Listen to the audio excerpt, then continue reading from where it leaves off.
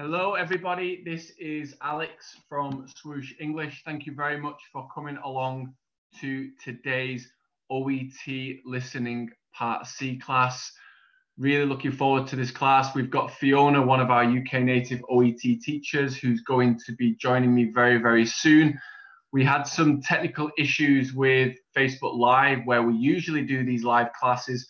So today we have tried YouTube Live and it's working, and it's also a great opportunity for us to do this class on YouTube Live and help as many of our YouTube subscribers as possible. We've got over 6,100 subscribers, which is incredible. So we want to help the students, whether you're a nurse, whether you're a doctor, whether you're one of the other 10 medical professionals, to pass your OET. We want to help this community of people to get the scores that they're looking for. Most students are looking for a grade B, so we are here to help you as much as possible.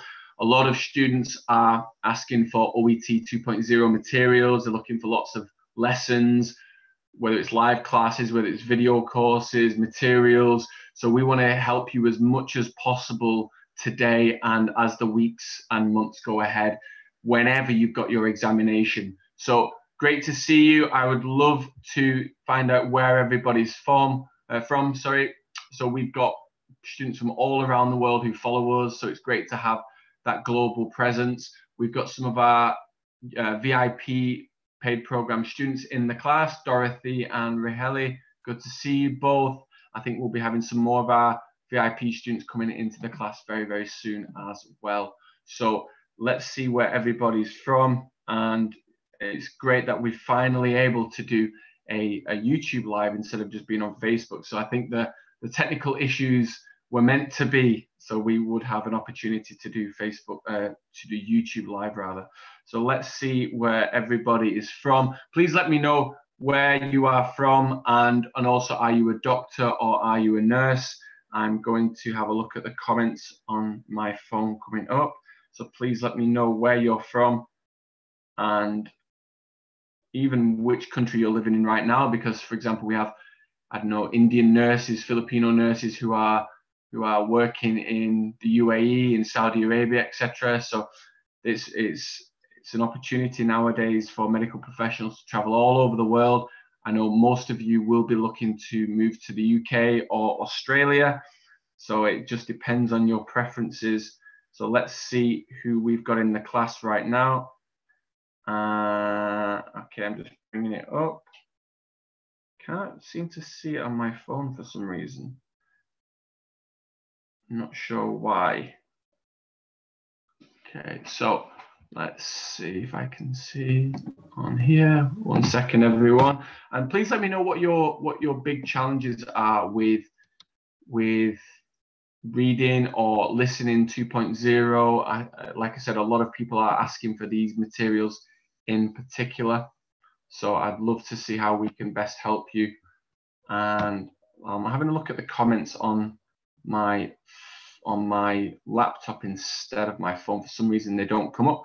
So, okay, so we've got Miss Pickle, who said, more power to Swoosh. Thank you very much, Miss Pickle.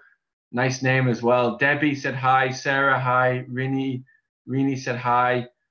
And Suraj. We've got Dr. Nagas, who follows us frequently on Facebook. I recognize your name. Okay. Feel free, Nagas, if you've got questions, definitely give us your questions. We've got Juso from India. We've got Suraj. It says the sound is very clear. I'm glad to hear that. We've got Nagas, who's a doctor from Iran. Juso is a nurse, is an Indian nurse. Great to have you. Suraj, who's from Nepal. I spent 2 months in Nepal, probably around about 7 years ago. Really enjoyed my time in Kathmandu Valley. So good to see you here, Suraj. Hopefully we can help you to achieve your ambitions of working here in the UK. In London, I'm in London, or you might be looking to move to Australia. Okay, so Fawad, how can we get 2.0 material? Well, we're doing a lesson for you today all about listening part C. If you want all 2.0 materials and video lessons, it depends what kind of material you're looking for. We do a lot of video course materials. We're creating mock examinations. So make sure you go to swooshenglish.com if you want to get access to those. And we're helping our students as much as we can, our VIP page students as well. And we've got some of those students inside the class today. So we've got Panita, who's also joined us. Great to see you, Panita.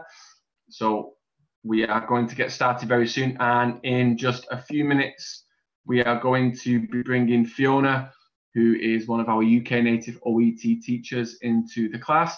Please let me know, when is your examination? Okay, when is your examination? Is it in August? Is it in September? So remember, August is the last time that the old exam will be taking place. September is when the new exam comes into effect. Maybe you're taking your exam in October or November or even December or even next year. Just depends on your individual circumstances, how much time you feel you need. If you've got a teacher, then of course that will also help, that will help you to pass much quicker than someone who's self-studying, for example. Everyone's got different circumstances. If you can afford a paid program, I would advise you to find a teacher somewhere. Okay, if you want to learn about our programs, then definitely go to swooshenglish.com. We'd love to help you the same way we're helping all of our VIP students to get amazing results that we got for them just last month. For the June exam takers, I was really pleased with the results. We had a 65% pass rate of all the students who took the exam. So I was really, really pleased with that. So who else have we got? We've got Dorothy. Yeah, Dorothy's from Cameroon and she's living in the UK. She's a nurse. Great to see you, Dorothy. And Dorothy's got a lovely British accent. She was in one of our classes yesterday for our page students. Panita's here. Panita, I believe, is from India. So we're going to be starting in a couple of minutes. Please tell us what your weaknesses, well, I say weaknesses, but what your challenges are with OET in listening in particular, because that's what we're going to be covering today, listening part C. So let's see what kinds of comments we're getting from people. Fawad said, will 2.0 be more difficult than the with the old OET exam? He's calling it 1.0. No, it's not tougher. It's not, one is not easier than the other. One's not more difficult than the other. They're just a different examination in terms of the format. There's not a huge change between the previous exam and the new exam. It's just been updated to become more relevant to healthcare in 2018. So don't think of it in the way of, is it easier? Is it more difficult? It's just more relevant to 2018 healthcare. They've spoken to lots of hospitals throughout the UK and Australia, different stakeholders, whether it's nurses, doctors, whether it's the heads of the hospitals, to find out what are the day-to-day interactions that nurses and doctors are facing, and not just those, but also other medical professionals. You've got dentists, you've got pharmacists, physiotherapists, all of these that are covered in the OET exam. So 12 medical professionals in total, and they all do the same reading and listening exam. So 2.0 is not a big change. There's small changes to reading and listening, but speaking and writing is not really changing at all. Writing is not changing whatsoever, and speaking the format is not really changing. It's still 2 role plays that you have to undertake with an interlocutor, and they are just they're introducing a few more speaking criteria that you have to follow in terms of assessing your communication skills. Juso says, I've done the OET exam twice, but I got a C+. Okay, let me know which areas you got a C+ in, Juso. I'm guessing it might be the writing, but then again, some students are struggling in other areas like the reading, for example. And we've got Shams, who's from India. Nages is doing her exam in September, Bahar in September. Unfortunately, the August examination, the places got taken up very, very quickly. So that was an unfortunate situation, that some people who wanted to take their exam in August had to now wait until September or even October. So anyway, this is life. These things happen. So I'm sure it's not going to be scary. As Suraj says, it's not scary, Suraj. Don't worry. there's just a few changes to this examination, and we'll be talking about Part C listening today, which is the fact that Part C is a new introduction to this OET 2.0 examination. But we'll cover the format, how it's different to the previous one, and we'll be bringing our teacher Fiona in, and I can see her now. So is everyone ready? Type yes in the chat box on YouTube if you're ready, because we are going to be going into detail on today's listening Part C lesson. So make sure you have a pen handy. Make sure you're writing down notes. Let's see if everyone is ready. Dorothy said, Panita and Raheli are ready. Dorothy says, I'm new to the OET and I'm looking forward to exploring the examination. So I've not done any of the exam. Okay, fantastic, Dorothy. Thank you for that. And so I'm going to be bringing in Fiona now into today's session. Hello, Fiona. How are you? Hi, Alex. I'm fine. How are you? Very good, very good. Okay, so we've had a few students who are a bit worried about the 2.0 exam, and we're just letting them know that it's not more difficult, it's not easier than the previous examination, it's just more relevant to healthcare in 2018. So we've just been putting that across to them, and everyone is eager and raring to go. We're not on Facebook today. We had a few technical issues, so we're actually on YouTube Live instead. So this is the first time that we've done this class on YouTube Live. So I'm excited for that. We've got a lot of people who are watching right now. So Fiona, if for anyone who's not come across you before and how you could potentially help them, let's say potentially, definitely help them with their OET examinations, can you just quickly introduce yourself? Yes, hi, my name's Fiona. I am a Swoosh English teacher, and I teach the OET speaking and writing classes, and also the reading and listening classes. So I've been teaching for many, many years, and I am also a former IELTS examiner. So yes, I'm looking forward to helping you guys understand the listening section, particularly Part C in this webinar. Yeah.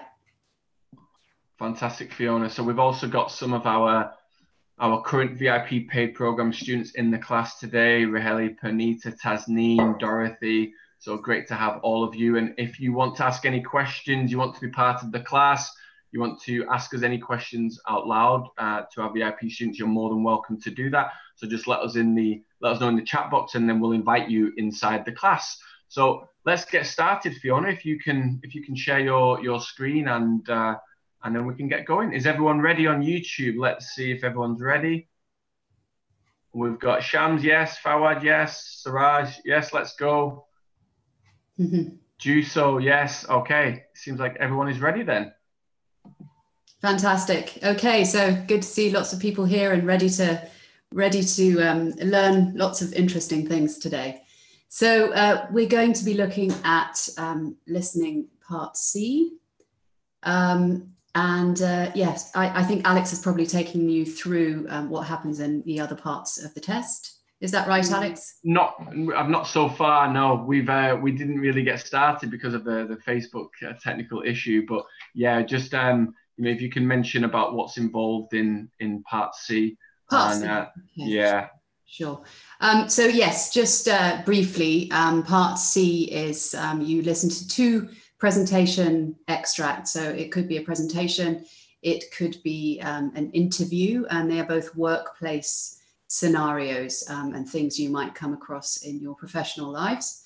And they last about 5 minutes each, and you are asked a series of multiple choice questions on those extracts. So yes, as you can see here, we have 3 possible answers, so A, B, or C.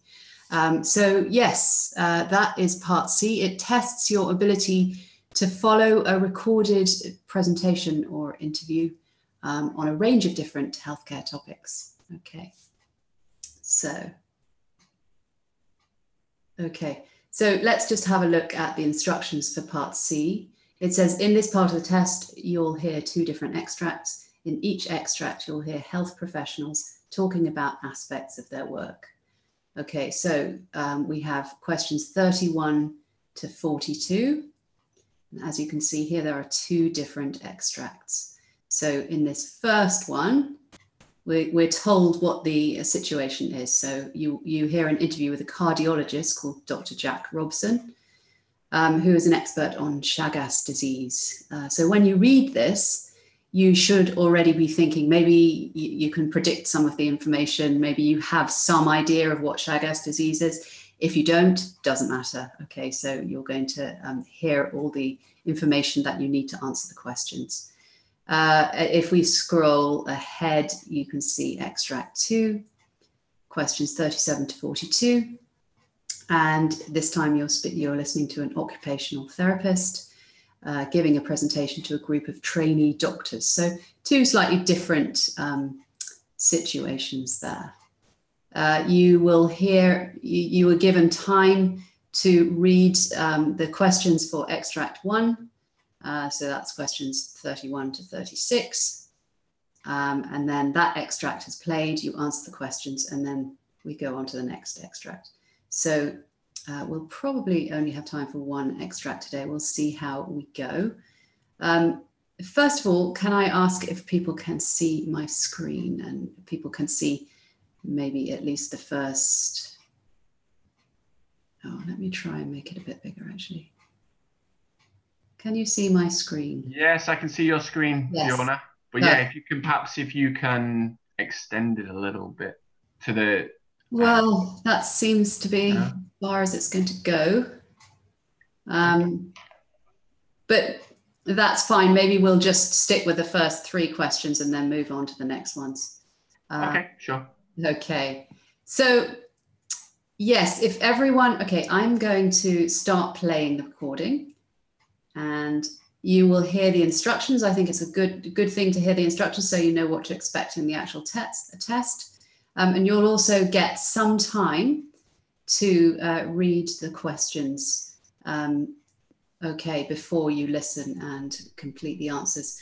So actually what I'll do, while you get that time to read the questions, I will very slowly scroll down so we can read them all. Okay. Fiona, are you able to, at the sides, there might be, if you scroll or hover over right on the edge of one of the sides, it might allow you to extend it out, no? Ah. Oh, okay, sorry, I didn't realize that made a huge difference too. Perfect. Okay. Yeah, awesome. Okay, and maybe I'll just, nope, I'll leave it at that. Okay, great, sorry everyone, got to get the technical side sorted out here. Right, okay, so I'm going to play the recording. See, in this part of the test, you'll hear 2 different extracts. In each extract, you'll hear health professionals talking about aspects of their work. For questions 31 to 42, choose the answer A, B, or C, which fits best according to what you hear. Complete your answers as you listen. Now look at extract 1. Extract 1, questions 31 to 36. You hear an interview with a cardiologist called Dr. Jack Robson, who's an expert on Chagas disease. You now have 90 seconds to read questions 31 to 36.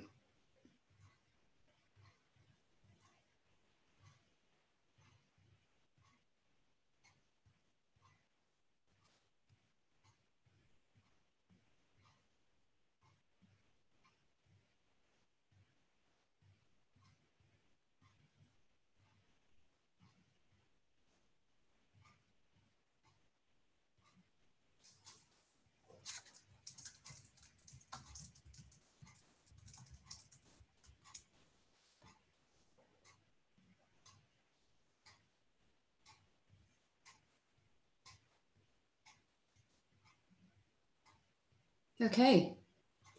So hopefully everyone has had a chance to read the questions. Obviously it would be easier in the actual exam because you'd have a piece of paper in front of you. Okay, but we're doing the best we can.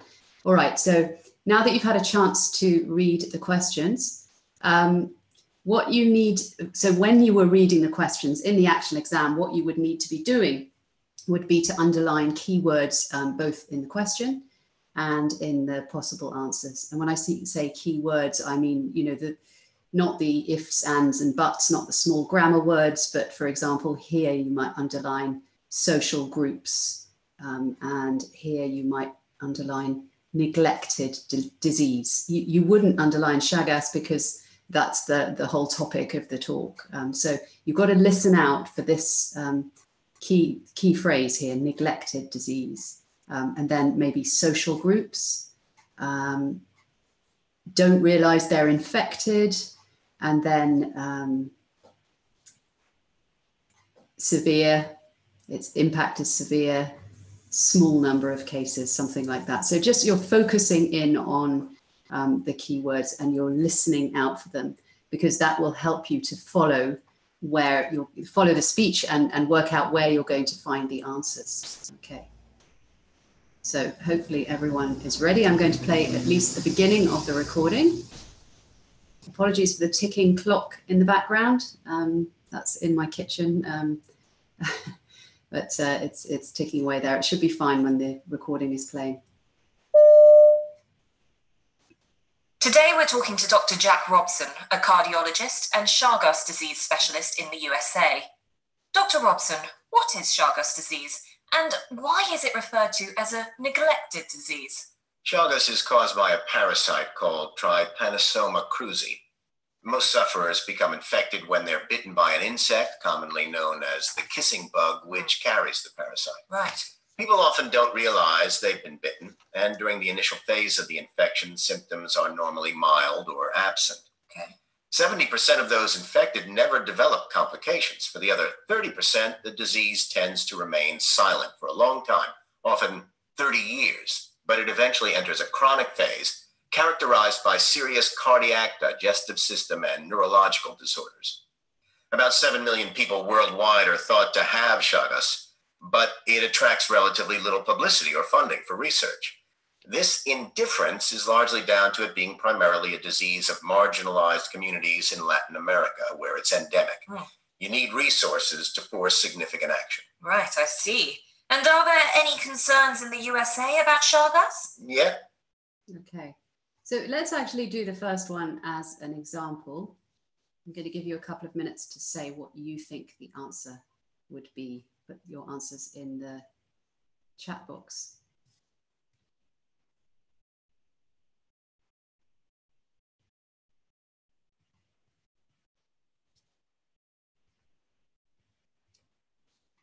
Okay.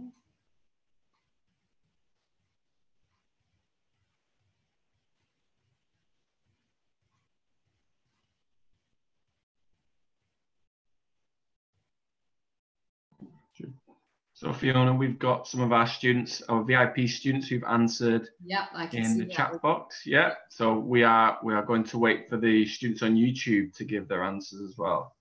Yeah.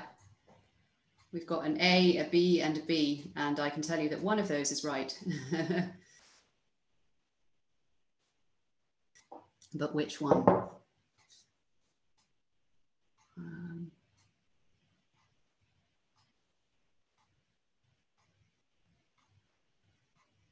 What, are there any other answers, Alex, coming through YouTube or that I can't see?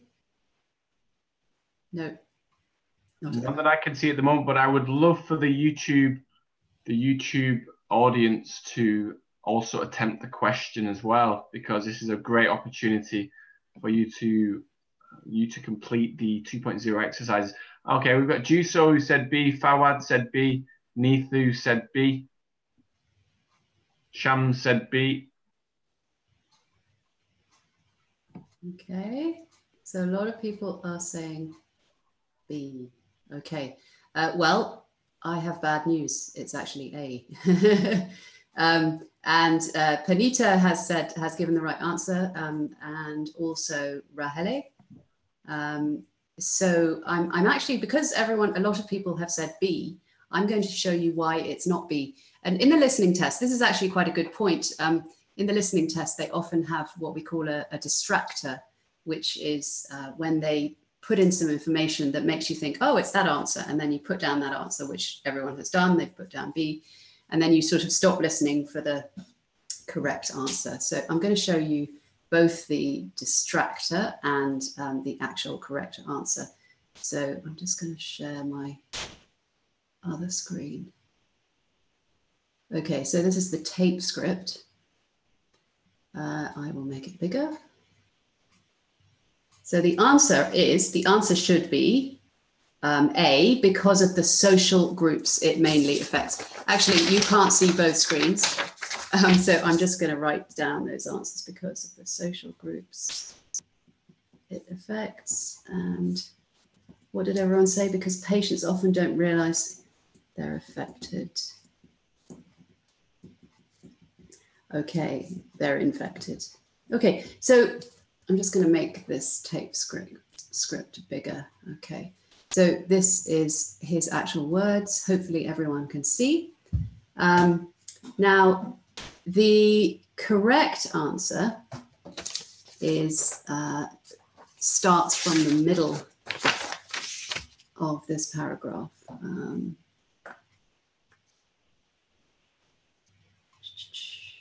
Or maybe you guys can find it. 70% here.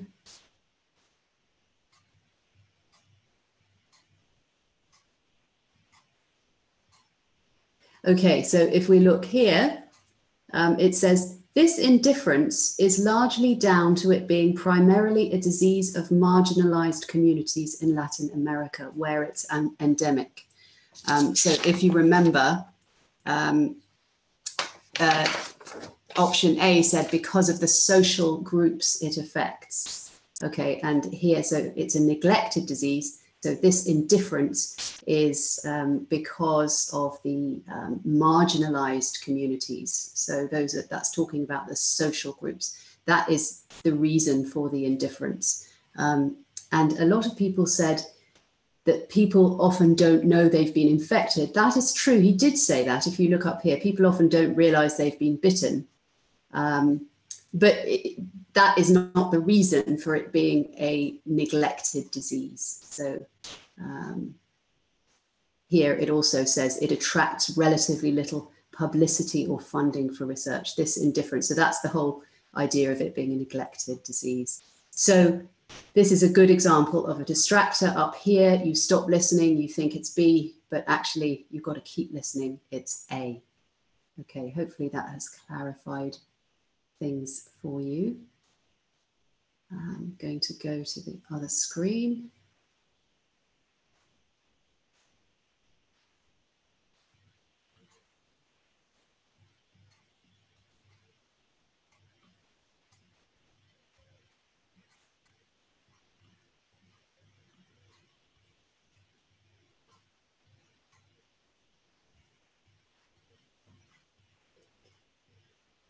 Okay, so we're going to do question number 2 now, and I believe it's in the right place. I'm just going to check. The insect carrying the parasite is actually endemic to the southern US states. No, 1 second. This indifference is largely down to it being primarily a disease of marginalized communities in Latin America, where it's endemic. Oh. You need resources to force significant action. Right, I see. And are there any concerns in the USA about Chagas? Yes, the insect carrying the parasite is actually endemic to the southern US states. Since 1955, however, no more than 30 people have been bitten and infected while in the USA. The alarming thing, though, is that it's become apparent that large numbers of first-generation and some second-generation immigrants from Latin America carry Chagas, around 300,000. Right. These people won't infect others, apart from congenitally and possibly through blood transfusion, but a significant proportion end up chronically ill. And for the benefit of our... Right. Okay, so can anyone tell me what the answer is to number 32? perhaps you could post your ideas.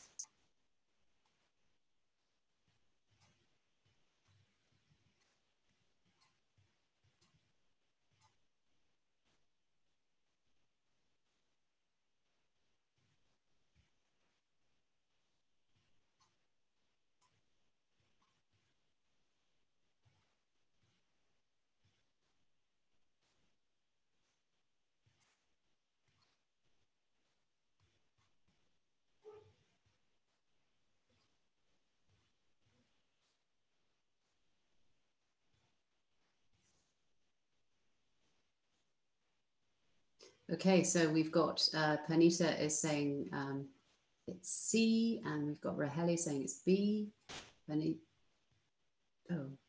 Panita now says it's, sorry, I'm confused. Yes, Panita says it's C again. Raheli says it's B.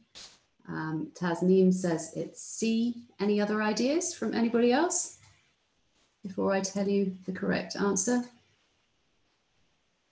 We're waiting, Fiona, for some students on YouTube to give their answers. Okay, while we're doing that, why don't I share the tape script screen with everybody so you can see which one is in fact the correct answer, so you can read it.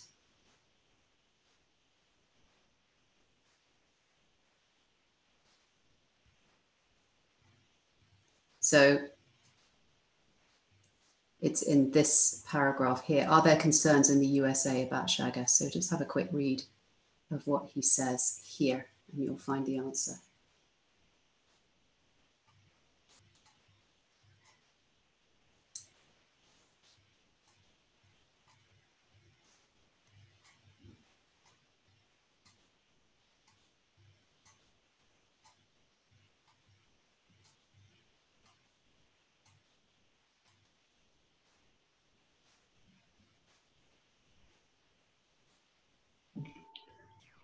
Okay. Fiona, we do have some answers that have come through. Right. We've got DXA Canal says A, Dr. Naga said B, Pachu said B, Neethu said C, Bama said B. Good. Okay, we've got lots of Bs. B is the correct answer. Okay. So A, if you remember, I'm now showing you the tape script, I believe.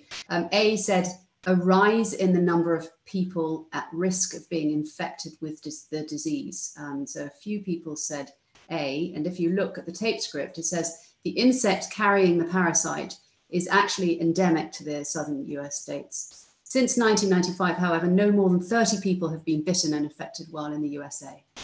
So that's quite a low number. But then he goes on to say the alarming thing, though, is that it's become apparent that large numbers of first generation and some second generation immigrants from Latin America carry Chagas, around 300,000. So here the key is it's become apparent. Okay, and the question said for B, said a greater awareness of how many people there have the disease. So it's become apparent that lots of these people, these immigrants from Latin America, carry the disease. Okay, so hopefully that's clarified that for you. Okay, so we're now going to listen to some more of the recording. Okay, if I can fit these two both on my screen, then we'll answer two questions together. Okay. So hopefully everyone can see questions 33 and 34. Now I can't see. Oh, there we are. Okay. Okay, so are you ready? Let's move on. Let's do 33 and 34. Just go back a bit. But a significant proportion end up chronically ill. And for the benefit of our listeners, can you describe an individual case? Well, this year, a Bolivian woman, let's call her Marisol, asked me if she could be tested for Chagas. She's a long-term US resident, but she'd recently been on vacation in Bolivia, and at one point she had felt unwell. This often occurs with changes in diet and living conditions, and that's what Marisol assumed was the cause. She'd actually been planning to donate blood in Bolivia, but changed her mind at the last minute. Ironically, if she'd gone ahead, the screening would have detected Chagas. I see. Hearing from relatives that Chagas can be transmitted congenitally was what prompted Marisol to come to my clinic. She and her partner wanted to start a family, and she was scared that she might pass the parasite on. Tests then showed she did indeed have intermediate stage Chagas. And what issues can arise in treating Chagas? Well, another patient, I'll call her Jennifer, felt unwell following a vacation in a region where Chagas is endemic. Tests indicated she was Chagas positive. Jennifer was then referred to my clinic where we do further tests. Meanwhile, she looked up Chagas online and understandably was distressed by what she read. "Why me?" she once said to me. She was also fearful about taking benznidazole, the main drug used for Chagas, because it has potentially harmful side effects. For optimum impact, it should be taken in the first 2 months of the disease, but by the time the testing had been completed, 10 weeks had passed since the likely date of the bite. For information, Jennifer took benznidazole and didn't react badly to it. And do you deal with patients in... Right, so what are the two correct answers there? Anyone have any ideas? So write number 33 and then write A, B, or C, and 34 and write A, B, or C.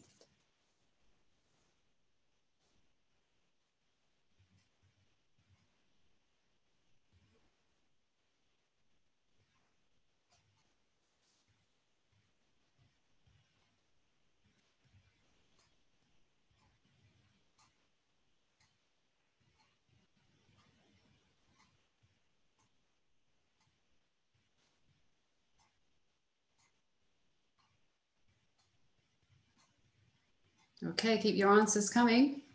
Got a couple here, but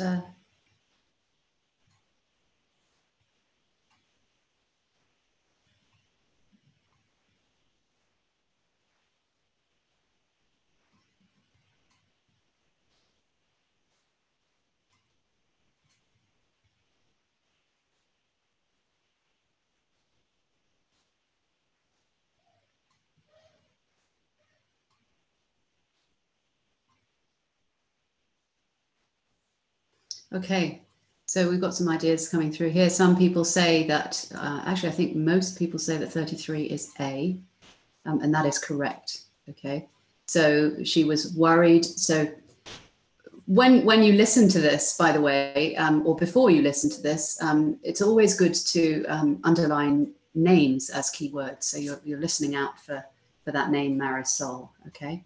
And as soon as you hear that, you think ahead, you think, okay, I'm going to get the answer soon. Actually, in this case, the answer came a little bit later on. And yes, she was worried about the health of any children she might give birth to.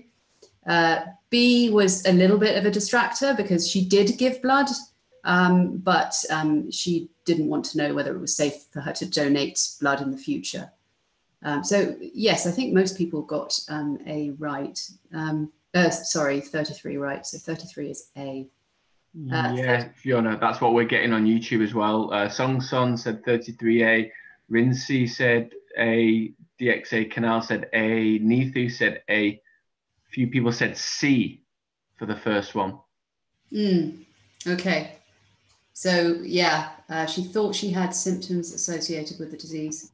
I don't think she said that. We'll look at that in a minute. I just don't want to keep flitting between screens. So I'm just going to write that down.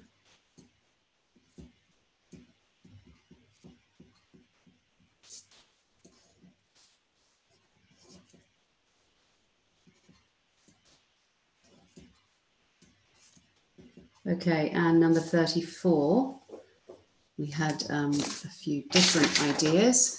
34, the correct answer is actually, who got that right? Rahele got that right. She said C. This was quite a difficult one, actually, so we will look at this in a bit more detail. So the problem with Jennifer, okay, A was an unwillingness to accept that she was ill. Not sure if people put A. There was a distractor in there. I'll show it to you in a minute. An inability to tolerate the prescribed medicine. Some people said that. The correct answer is a delay between the initial infection and treatment. I think he actually said 10 weeks had passed since she had been initially infected. But let's have a quick look.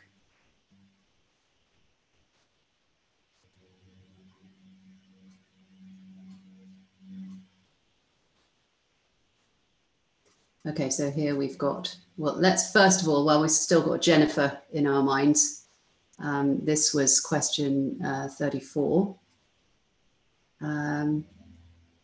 Okay, so another patient, I'll call her Jennifer, felt unwell following a vacation in a region where Chagas is endemic. Tests indicated she was Chagas positive.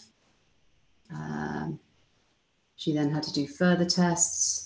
She looked it up online. She was understandably distressed. And she said, why me? But that's a distractor. Her saying, why me, doesn't mean that she was unable to accept that she was ill, which was A. And what was the answer that some people, a delay? So the correct answer is C, a delay between the initial infection. Just a second.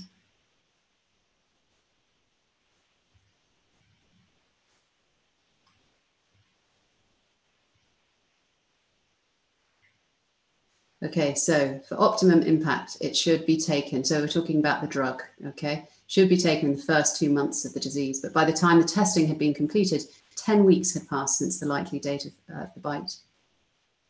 Okay, and then it says Jennifer took this drug and didn't react badly to it. So that's, I think some people put an inability to tolerate the prescribed medicine. So she wasn't actually unable to tolerate it. So C was the correct answer.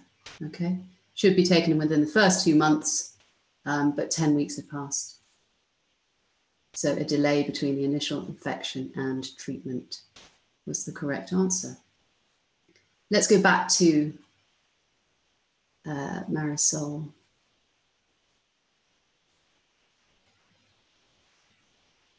Okay, I've just got a question through here on the chat box from Rahele.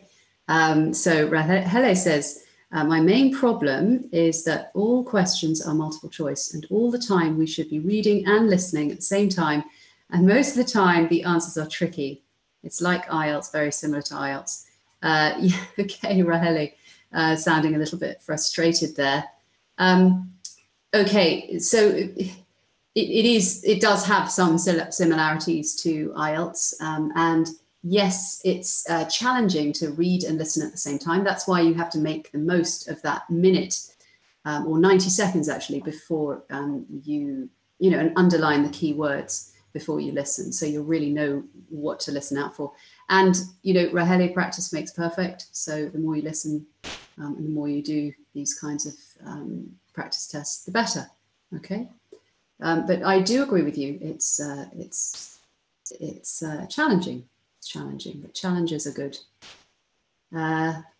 Okay, so if anyone else has any questions, I'd be happy to answer them as best as I can. We were going to look back at Marisol. Sorry, I'm flicking between screens here, which is why. Okay, there's a bit of pausing going on. Okay, so Marisol.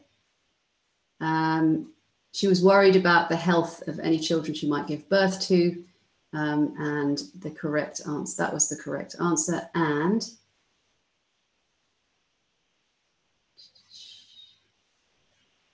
no. Okay, let's call her Marisol. Asked me if she could be tested for Chagas. Okay.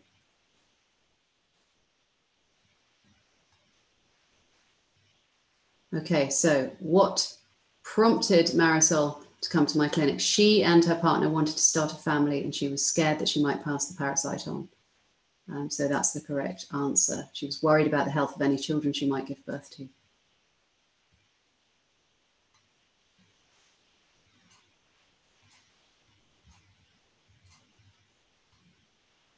Okay, back to the questions.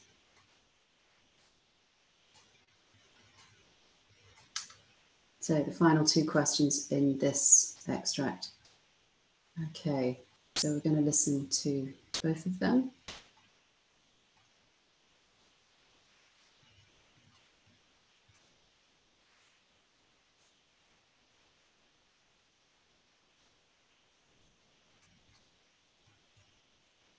Later stages of the illness. Oh, sorry. In the first 2 months of the disease, but by the time the testing had been completed, 10 weeks had passed since the likely date of the bite.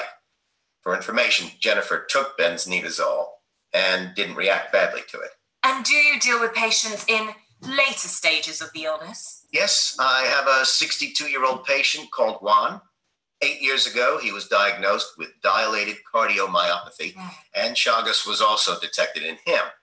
If he'd been tested for Chagas earlier in his life, his long-term prospects would have been better. A year after the diagnosis, Juan was found to have type 2 diabetes. This was dealt with relatively well, though his body did initially reject insulin. Juan took drugs for his heart and for several years was reasonably stable, but eventually monitoring revealed severe cardiac deterioration.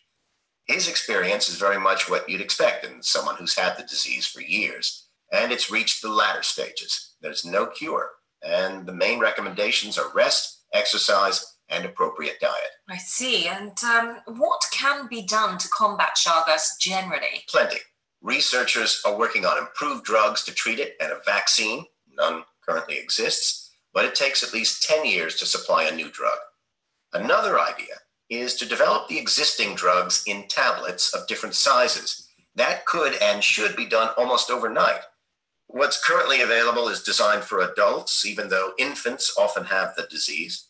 There are also some very important programs using insecticides and other methods to wipe out the bugs that transfer Chagas to humans. But initiatives like those take decades rather than years. Well, Dr. Jack Robson, thank you very much for speaking to us today. Okay, so what I'm going to do this time, I'd like everyone to try and see if they can get the right answers for numbers 35 and 36. Okay, and yeah, put them in the chat box, and then we're going to listen to that again. I'm going to give you the correct answers, and then we're going to listen again so you can see if you can spot where the correct answers are. Okay, but just post your answers in the chat box if you could.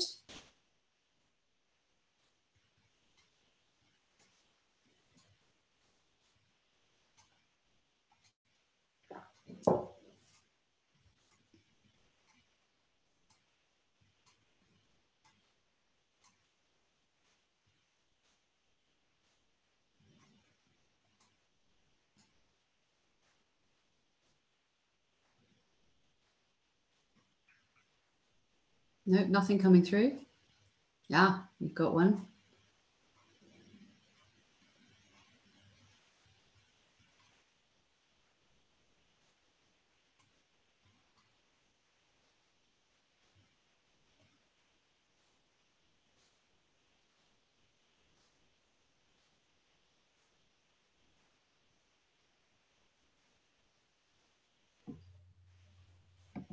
Okay, so we've got 35 C from Panita, 35B from Dorothy, 36C from Dorothy, and 36C from Panita.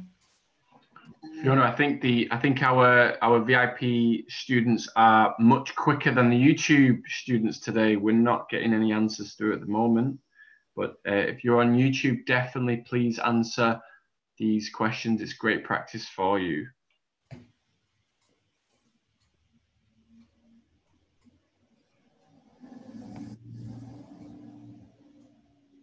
Okay, so I'm going to give you the right answers. Dorothy says, I work better when I have hard copies. I totally agree, Dorothy. We're doing the best we can, yes. But when you have a hard copy in front of you, you can do things like underline the keywords. And so in some ways, it's better to practice in more difficult conditions. So, I absolutely agree, Fiona. If you do want to practice with hard copies, Fiona, Dorothy, feel free to print out these copies if you have a printer at home. Like Fiona said, it might be a good idea if you want to do that. But yeah, it's also great to practice in difficult situations too. Okay, good. So I'm going to give you the correct answers. If you said 35 was A, you would have been right. And if you said 36 was B, you would also have been right. Okay, so 35A, 36B. So what does Dr. Robson say about his patient called Juan?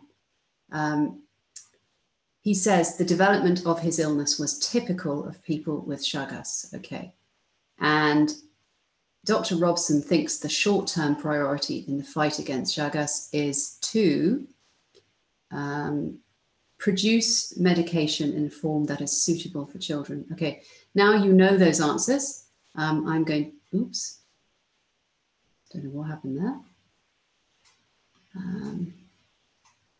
I'm going to let you listen out for them in the recording again, okay? And listen out for the answer that you said, you thought it was, and maybe think about why that is not correct.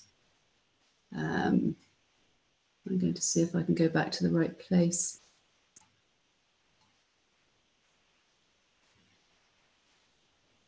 For information, Jennifer took benzonidazole and didn't react badly to it. And do you deal with patients in later stages of the illness? Yes, I have a 62-year-old patient called Juan. 8 years ago, he was diagnosed with dilated cardiomyopathy, and Chagas was also detected in him. If he'd been tested for Chagas earlier in his life, his long-term prospects would have been better. A year after the diagnosis, Juan was found to have type 2 diabetes. This was dealt with relatively well, though his body did initially reject insulin. Juan took drugs for his heart and for several years was reasonably stable, but eventually monitoring revealed severe cardiac deterioration. His experience is very much what you'd expect in someone who's had the disease for years, and it's reached the latter stages. There's no cure, and the main recommendations are rest, exercise, and appropriate diet. I see. And what can be done to combat Chagas generally? Plenty. Researchers are... Sorry, I think I just stopped sharing my screen, but I think it's back, hopefully. Did you get the correct answer that time? The correct answer was 35 was A, and he said it was what you'd expect. So the development of the illness was what you'd expect. Some people might have put B because they might have heard the information about diabetes, that he was diagnosed with diabetes after a year, I believe, a year after his original diagnosis of Chagas.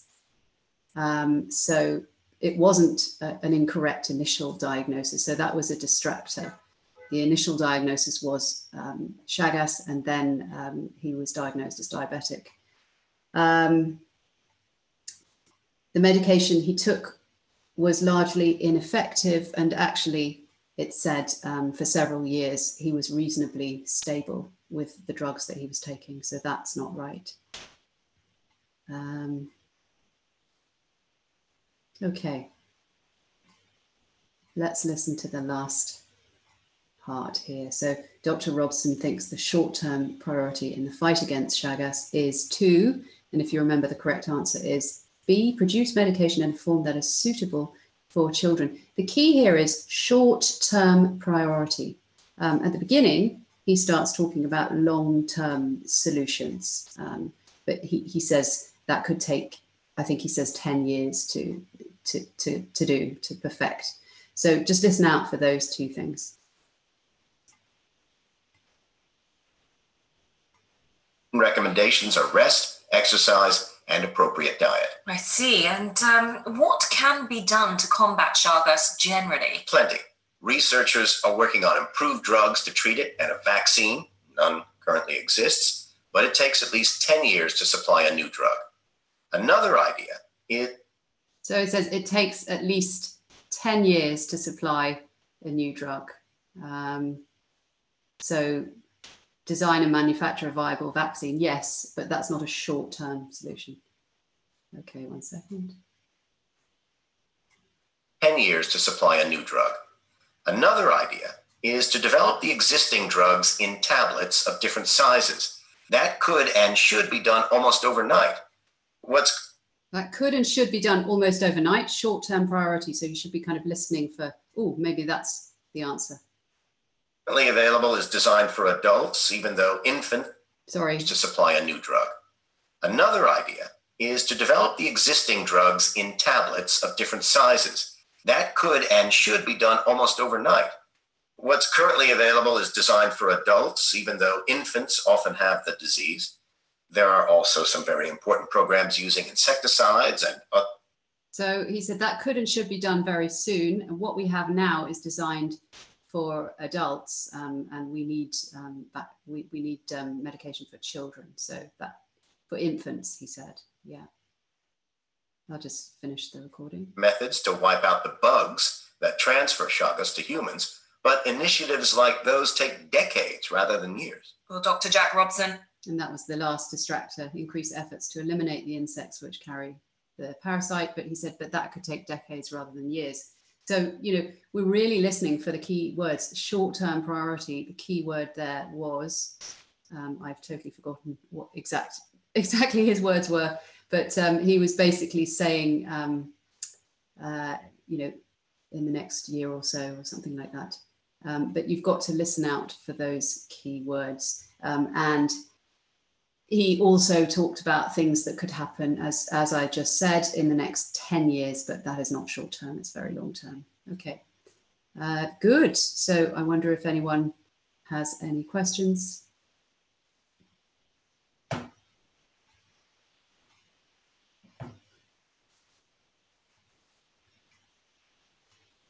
Nope, nobody has any questions. Let's have a look. We have Rahele. That's a question for Alex. Could you please tell us how we could access more samples for practice? I think that's, yes, that's a good question. There aren't that many at the moment, but Alex will tell you where you can find those. Dorothy says, honestly, this is confusing. Yes, it's challenging. You need to practice as much as possible and try to stay positive, Dorothy, if you can. Okay, so any other questions, or perhaps Alex is there to field more questions? Hi, Fiona. Yes, we've not got any questions coming through on YouTube at the moment. However, what I did want to ask everybody was, I wanted to let them know about whether if they've got their exam in August or September and they are struggling with writing, we've got a free 5-day OET writing challenge that we are organising.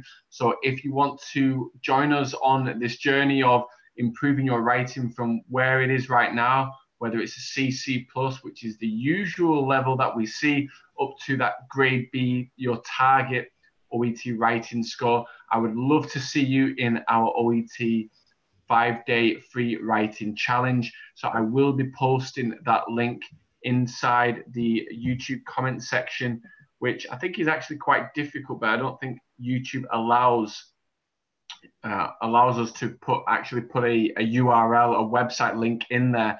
But I'll try and see if I can put it in there so you can access it. And let me know in the chat box on YouTube and also on Zoom as well if you're interested in being part of that. It's completely free. You don't need to pay anything for it. We just want to help as many students as possible. So please let us know. And I'm excited to help you on this journey. So I will hand you back over to Fiona. Okay. So yeah, we're not going to start a new extract now, but what I am going to do is, just a second, share my other screen with you.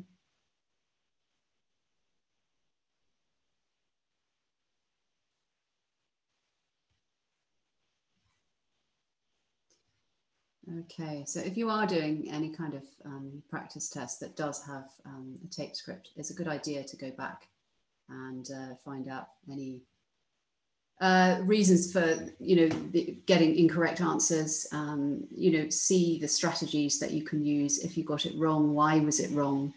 And see if you can work out the key words and sort of how they connect with the other ideas.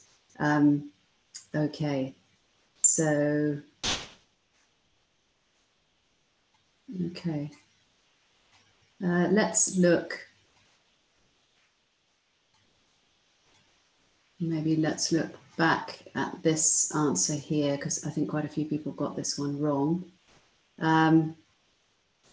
So it says, what can be done to combat Chagas generally? And the key word there was combat, which was a synonym for fight, the fight against Chagas. So combat means fight. Yeah, and also the interviewer's questions will be generally in line with, in the same order as the answers that you need to give. So you hear the question, you hear a keyword in the question, and then you listen for the answer. Okay, so that's a good strategy. So let's have a look again at that question. Dr. Robson thinks the short-term priority in the fight against Chagas is to, the correct answer was B, produce medication in a form that is suitable for children. That's right. So here we hear adults. Yeah. What's currently available is designed for adults. So yeah, you're listening for children. You hear the opposite. So you think maybe there might be something coming up about children. And it does. It says, even though infants often have the disease. So sometimes the key word that you listen for is opposite to the one that's on the question paper. So here basically is the answer. What's currently available is designed for adults, even though infants often have the disease. And actually before this, it says that could and should be done almost overnight. And almost overnight was the synonym for short term. So again, you need to be listening for those key words, particularly the ones in the question, which direct you to the answer, which will be coming afterwards. Okay. Yeah, so that is that one. We could also go back to the one before. So yeah, it's a bit difficult because I can't show you both screens, but what does Dr. Robson say about his patient called Juan? Okay. And the correct answer was 35A. It was what you'd expect. And I don't think we actually looked at this in detail. Yeah, just have a read of this paragraph. You can just read it quietly to yourselves.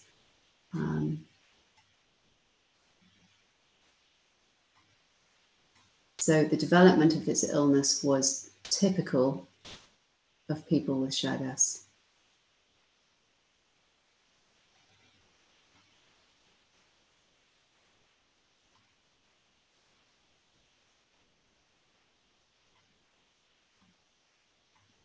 His experience is very much what you'd expect in someone who's had the disease for years, and it's reached the latter stages.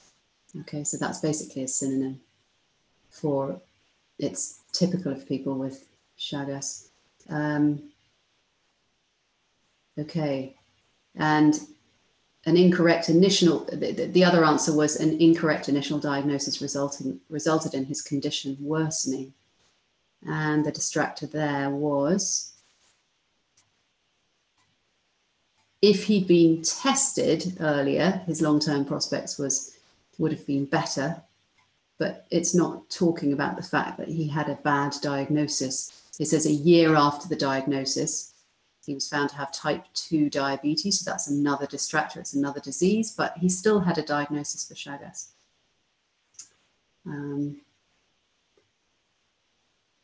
Okay. And also the other option said the medication he took was largely ineffective. And that was not right either. Now, where did it say that? Yes, here, this was dealt with relatively well, though his body did initially reject insulin But here it says he took drugs for his heart and for several years was reasonably stable. So it's not, that is not the correct answer. It doesn't mean the medication he took was largely ineffective. It was reasonably stable. Okay, so all the time you're basically listening for synonyms. Okay, so I think I've taken you through all the, all the reasons why those answers are correct or incorrect. And yeah, I'd like you to post any questions that you have in the chat box. We've still got a few minutes left. That's great, Fiona. Thank you very much. So please let us know what your questions are, what you've learned so far, and we would love to help you as much as possible with this.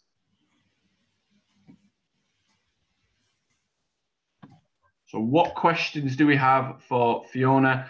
There are people on YouTube asking about the link. Literally, if you go underneath this video, you scroll down the page.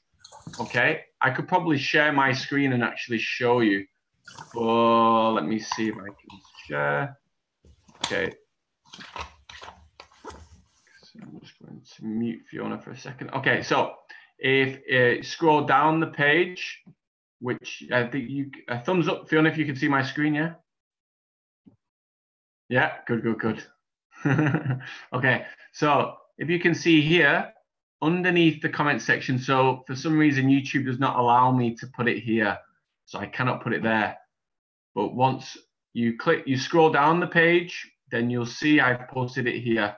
Okay, and you just click that link, and then you'll be able to go to this page whereby you can access the free 5-day writing challenge. We had hundreds, if not in the low thousands, who took this last month. And so it was great that we had so many people who had improvements in their writing. So you can see the videos here. You can see there's 5 videos for each of the 5 days. So starting today, Wednesday, Thursday, Friday, Saturday, Sunday. So we talk about how you are assessed in OET writing, the grading criteria. Make sure you watch the introduction video as well. And then we've got examining case notes, selected important information, part 1 and part 2, because that's such a vital section. And we see so many students who don't examine the case notes correctly and they don't include the most relevant information. Then we're talking about transforming vocabulary and paraphrasing from case notes to your letter. And then lastly, we finish up with analysing a past OET writing examination paper. So we had lots of people who've gone through this challenge, and we're looking to have thousands more students taking this examination 5-day challenge course this month. So make sure you get access to that. Like I said, it's completely free. You don't need to pay anything for it. We just want to help as many students as possible. So please let me know if you have any questions for myself or Fiona. And okay, so the format, Dorothy, I'm not sure what you mean. Is the format for section C the same during all tests? I think, do you mean all sample papers, Dorothy? If so, then the format, yes, would be the same. Okay, so you've got those 2 extracts, you've got 12 questions. Okay, Panita said, I really enjoyed the class. Thank you so much. Well, thank Fiona, Panita, which I'm sure you are doing. So Fiona's happy about that. Let us know if you've got any more questions. We've got a couple minutes remaining, and let us know if you've clicked the link to access the free 5-day OET writing challenge. Okay, please let us know and see if Fiona, if you can spot any questions that are coming through. I will look on Facebook Live, sorry, YouTube Live rather. Let's see what we've got coming through. Okay, any questions for us? Thank you, sir, said Sajaya. You're very welcome. Sajaya, have you downloaded your free 5-day OET writing challenge link? Just scroll down the page and click this link here. Please let us know. Okay, DX Canal, I hope you found it. Said the same as Neethu. Okay, all of the people who've been and come along to the class today. If you are looking for updated OET 2.0 materials, we're putting a lot together at the moment. Of course, depends what you mean by materials. A lot of students use that word materials, but we're putting together video courses. We're doing our live classes with our paid VIP students like Panita and Raheli and all these other people in our Zoom class today, Dorothy, etc. Okay, so the multiple Shams said, thank you very much, team. You're very welcome, Shams. Okay, Dorothy's asking, are the question format multiple choice? So for listening B and listening C is multiple choice, and then with listening part A, you have to fill in it's more of a notes section format of the examination. But I think aside from that, I think we've pretty much covered everything. So any last tips for our students, Fiona, on listening? What kinds of things would you ask them to practice? What techniques would you ask them to employ, etc.? Oh, I'm just unmute you. Okay, yeah. That happens in my classes all the time. I have to keep unmuting my students, and yet I do it myself. So, but anyway, what would I recommend? Lots of listening to not just practice tests, to other sources. So I think that things like the BBC is very good. You can listen to medical related talks on the BBC, for example. Oh my God, sorry. I don't know. I don't know what that was. This is what happens when we're teaching from home. There you go. Yes, I'm so sorry for that. Yeah. Oh, okay. That's a mystery. I'll find out in a minute. But anyway, yeah, you need to listen to things like that. Things like TED Talks is fantastic. Yeah, so do lots of listening. Don't get obsessed with only doing practice tests. I think a lot of people are, asking for more and more practice tests. And yes, it's good, but it's better to improve your overall listening skills. Okay, sorry, all sorts of things are happening. Yeah. Thank you very much, Fiona. So we've come to the end of the class today. Thank you so much for coming along. We hope you have got a lot out of today's class. So thank you to our VIP students, Tasneem, Raheli, Panita, Rincy, Dorothy, all of you who came along today. We are going to be doing more and more of the listening and reading 2.0 classes for our VIP students. If we can do some on YouTube and Facebook, then we'll try to do them as well. But if you're looking to really make those huge changes, those huge improvements to your OET examination performance, make sure you go to swooshenglish.com. Divya said, thank you, sir. You're very welcome. Neetha said, thank you for the class. Shams said, thank you, team. You're very, very welcome. So let us know if you are going to do the free 5-day OET writing challenge. I would love to see you in there. And from myself and Fiona, thank you very much for coming along, and good luck with your OET preparations. And lastly, as well, before we go, the link that I posted at the bottom of the OET video comment section here, if you can share it with your colleagues, any friends or any family members who are also preparing for the exam, so we can get the message out there that we're giving a free 5-day OET writing challenge. So from Fiona and myself, thank you very much. Have a good rest of the day wherever you are.